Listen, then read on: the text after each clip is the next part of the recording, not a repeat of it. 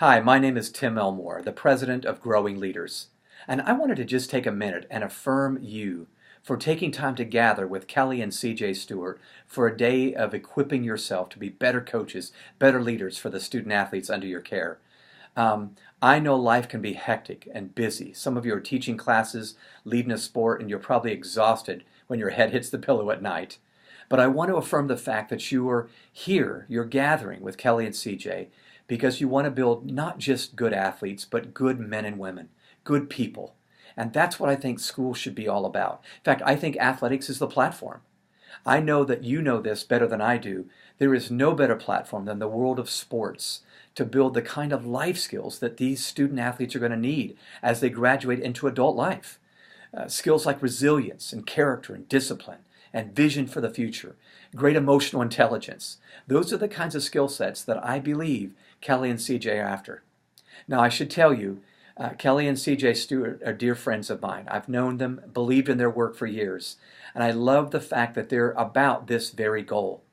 And they're using a tool that we've created called Habitudes.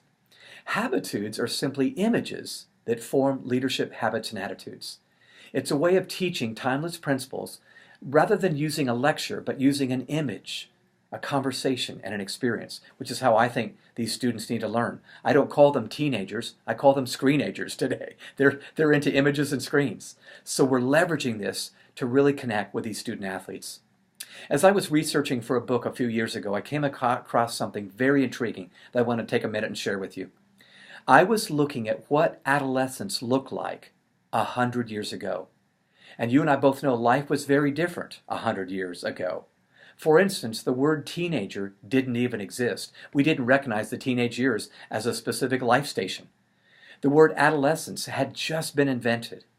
And I learned that 100 years ago, 4-year-olds were doing age-appropriate chores around the house. By 11, the kids were doing autonomous chores, working the farm. By 14, they're driving cars on the road.